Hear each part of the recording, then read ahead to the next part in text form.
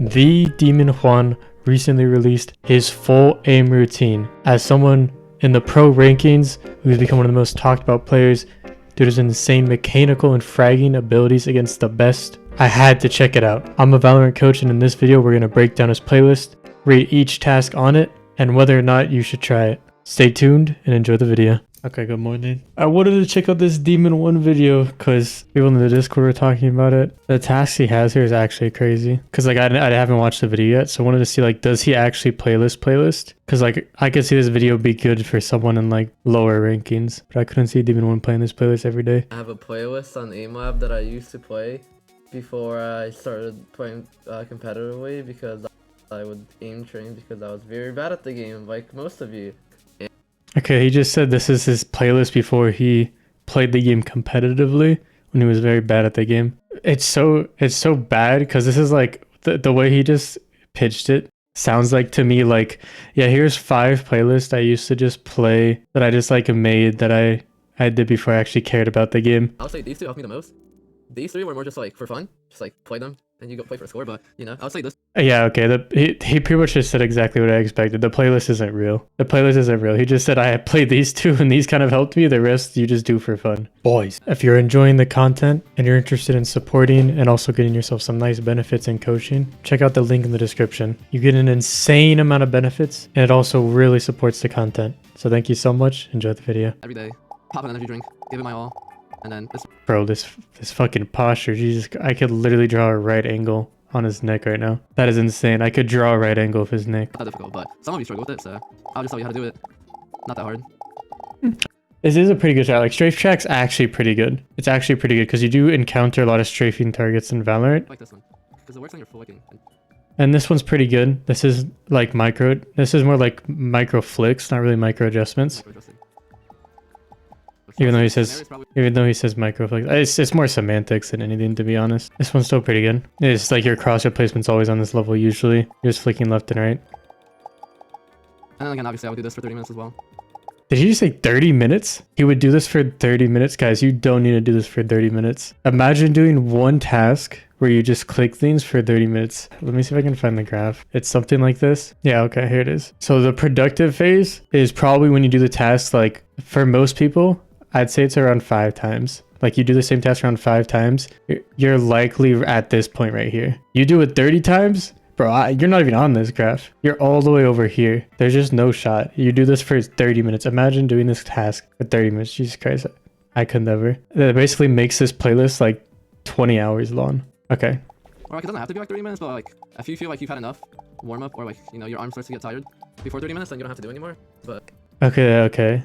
If your arm starts to get tired before 30 minutes, you don't have to do it anymore. I really disagree. A lot of pros have this idea that you just need to play more. And it's probably like the worst advice you can give most players. The only reason that really good players can get away with this, and why sometimes when you watch coaches like us and we tell someone they just need to play the game more, it's because they already have like a bunch of stuff built up. They just have to get used to the game. Like if a CS player came to Valorant, I would just tell them to play the game more because they already have this CS background. They just have to get used to like the abilities and the mini map and all that. And that's really all it is. It's like, oh, you just have to connect 2 dots. Or most players are actually like having to build up skills, having to build up their aim, having to understand how the movement works. And just playing deathmatch is never going to get them there. Because I see so many low ranking players who play deathmatch and like the hardest way possible to improve, because they're taking fights like super inefficiently. So I'd never say play more. I would say play with more intention. I think that's a way better phrasing for it. If you play in like one day, all you're trying to do is improve your crosshair placement, boom, easy. That was me. I played DM only pretty much and wondered why I sucked. LOL. Yeah, let's keep going. I'll say play for like about 30 minutes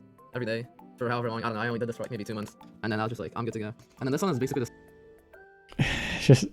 Yeah, do this for 2 months. I was good to go. More targets. This one's also really fun. More micro adjusting. Bro, this is worse than a right angle. This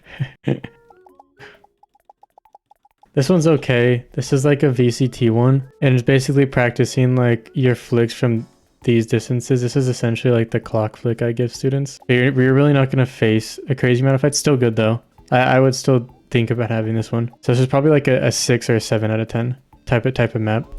Maybe I should make it an AimLab's playlist for you guys. Pretty solid score here as well. It's not too bad. I don't don't know what else to say, but like. It would also just be there's a something snare fun too. for you to do. And then this one was like. This one's fun. Yeah, this one's just fun. Kind of useful. The pressure is good. A lot of people who crouch spray because of this feeling right here. This feeling when there's like an unexpected target or too many targets on their screen and they just panic. Micro adjusting. So I think this is like a good safe space to get comfortable with that. And then good shot's just a joke. Never do good shot. Okay, he's about to show his range training, but check this out. Oh, I'm so tempted. I'm so tempted. I might add some drama or something funny to the video. Hold on. I'm adding some drama to the video. I'll decide whether or not to add it in post. Yeah, exposing Demon1 is exactly what I'm about to do right now. Because I was actually watching Tarek a few days ago, and this is actually Demon1 right here. And you know, dude's a beast. One enemy remaining. He gets 2 kills, he just misses out. But then look at this peek he does. Look at this peek. This guy's professional, trained it every single way. Look how close this box is to him. This cipher is a minimum back here. If you don't know what Dean about angle advantage, who's closer to the angle right now? So what should you be doing? Should you slow peek it? That's exactly what he did. Demon1, what are you doing? And then he does what every random main does. Was that not on his fucking head? Was that not on his head? Silly. Silly. I like it, actually. Body shot.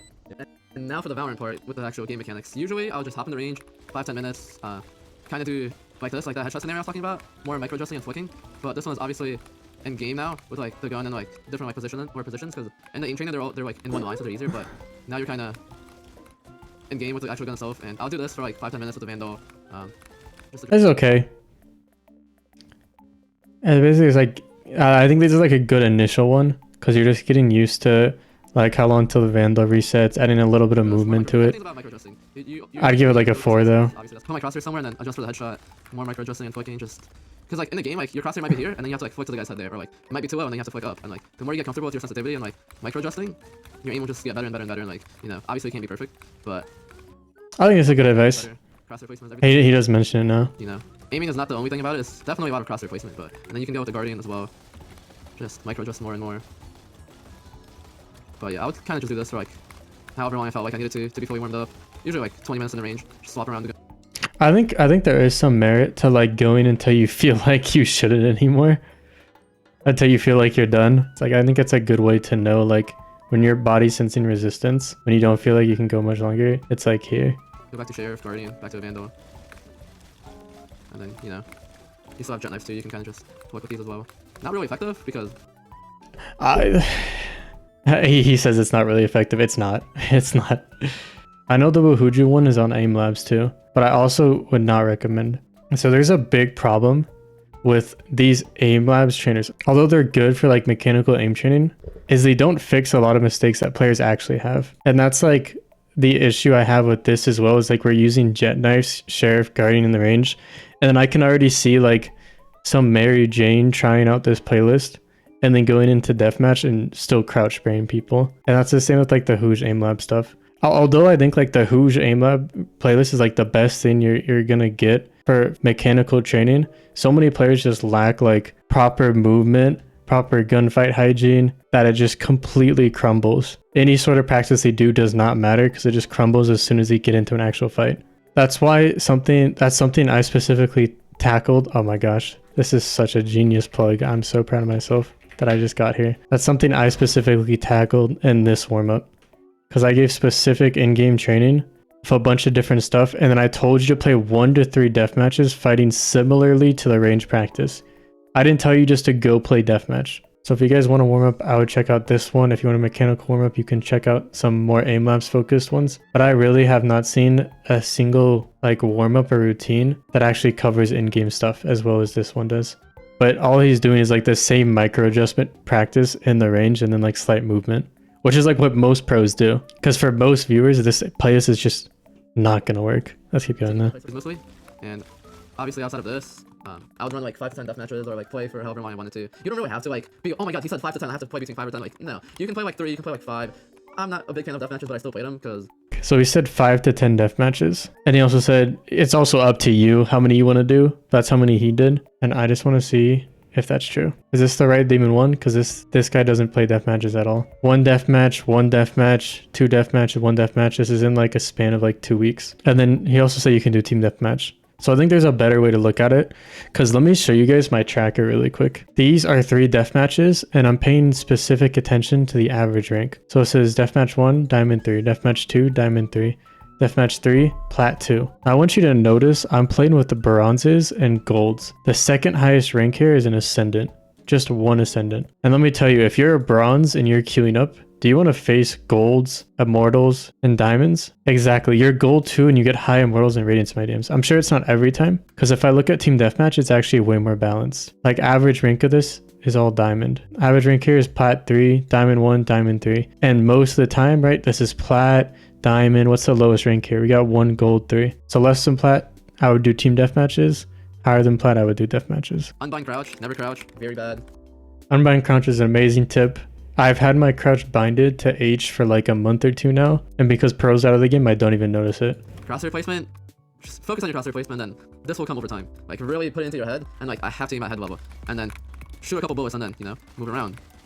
You don't want to commit to a spray because spraying is bad in this game. That's not how you get kills. He mentions crosshair placement. Crosshair placement is something you focus on in DMs. It's also something I mentioned in here. This is what you focus on in DMs, but this is only after you build the habits that you do in range practice. And mine's a little bit different. I actually have like peeking. Things in mine, like more movement based things. His is just click a bunch of bots while moving a little, which is fine for him. It's not great to recommend to a bunch of people who are likely like gold, because I already know so many people who do this warm up, and it does not do anything for them, and they know it. Video 2. Thank you guys for watching, and I'll be back later for more. Peace. All right. So would I recommend this to anyone? No, I wouldn't recommend this to a single student. If you want to try it out, free will, go try it out. But I would never recommend this. It's way too basic. It doesn't touch up on like most things that players actually struggle with. So yeah.